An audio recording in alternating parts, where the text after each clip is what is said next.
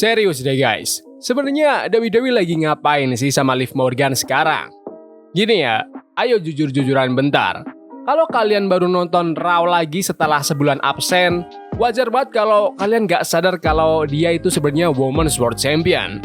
Coba bayangin, aneh banget kan? Padahal baru beberapa bulan lalu potensinya tuh lagi gila-gilaan. Dia return secara masif di Survivor Series, bertahan paling akhir buat menangin Royal Rumble, sampai akhirnya ngalahin Stephanie McMahon di WrestleMania 42 buat dapetin gelar juara dunia ketiganya. Pop dari penonton gede banget, momentumnya dapet dan para fans udah siap banget dukung dia. Tapi sejak Mania, bener-bener berantakan parah. Aku ngeliat bookingan ini dan bener-bener nanya, Triple H sama tim kreatif tuh sebenarnya lagi masak apa sih? Soalnya apapun itu, ini gosong parah. Kita lagi ngeliat masa kejayaan gelar juara yang jeleknya bikin ketawa, gara-gara sama sekali nggak ada title defense, nggak ada perseteruan nyata dan keputusan kreatif yang bikin seluruh WWE Universe garuk-garuk kepala. Ayo kita bedah datanya, karena jujur ini bikin geleng-geleng kepala. Waktu Liv menangin sabuk itu di WrestleMania, fans tuh lagi hype banget. Emang sih pertandingannya lawan Stephanie McMahon bukan yang sekelas bintang 5, tapi ya nggak masalah. Popularitas Liv lagi meroket dan dia akhirnya kelihatan nyaman banget berdiri di bawah sorotan utama main event. Nah, maju ke hari ini. Masa juaranya udah jalan hampir 50 harian. Selama waktu itu, WWE udah nayangin 13 episode mingguan dan 2 premium live event besar, Backlash sama Clash in Italy. Coba tebak berapa kali Liv Morgan mertahanin sabuk barunya itu? 0. Gak pernah sama sekali. Malah dia baru tanding sekali di TV sejak WrestleMania dan itu pun bukan title defense. Cuma pertandingan biasa lawan Sol Ruka yang mana Liv cuma bisa menang karena dapat bantuan gede dari gangguan orang lain. Dia jarang dapat screen time di TV, sama sekali nggak disorot di acara premium, dan sabuk juara dunianya malah kelihatan kayak pajangan doang, bukan gelar yang bergengsi. Bahkan buat standar sejarah WWE yang emang sering kacau, ngebuat juara dunia kayak karakter figuran secepat ini tuh bener-bener parah banget.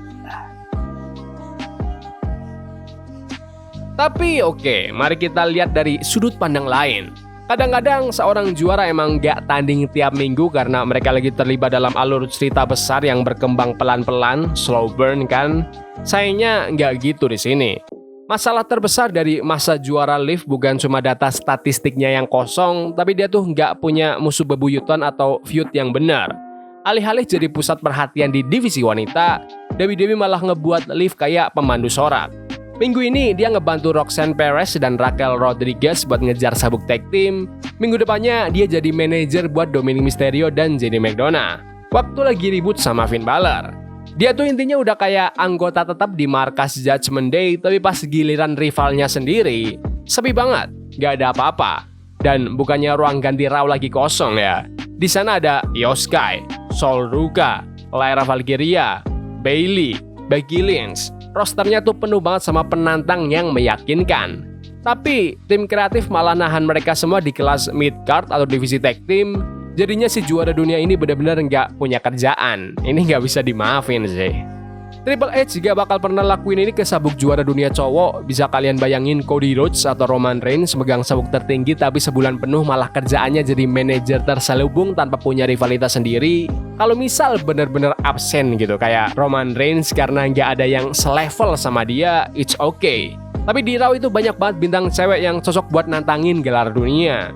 Mungkin WWE lagi mencet tombol pause sampai Stephanie McMahon balik buat tanding ulang, tapi ya come on. Kasih Liv musuh jangka pendek dulu biar namanya tetap hangat.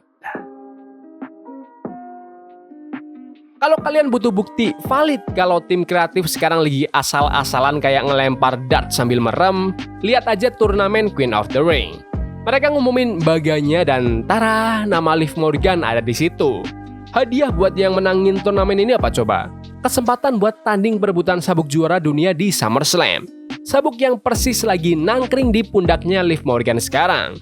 Ini benar-benar nggak masuk akal. Liv sendiri baru tahu soal keputusan booking ini pas acara post-show Clash in Italy dan kalian bisa ngelihat dia berusaha nyari alasan pembenaran saat itu juga. Gak adil banget nempatin dia di posisi kayak gitu. Padahal WWE punya segudang roster kayak Fatal Influence, Netty, Tiffany Stratton, belum lagi talenta-talenta keren di NXT yang bisa dipakai. Malah mereka maksa masukin sang juara ke turnamen yang kalau dia menang, dia dapat kesempatan buat ngelawan dirinya sendiri. Tapi jujur ya, ngelihat gimana mereka ngebuk dia sejauh ini, bakal kocak sih kalau dia menangin mahkotanya terus mutusin buat gak usah ada penantang di SummerSlam. Pas banget sama tema masa juara tanpa pertahanan ini. Ujung-ujungnya, penempatan turnamen yang aneh ini rasanya kayak lampu peringatan merah yang lagi kedip-kedip.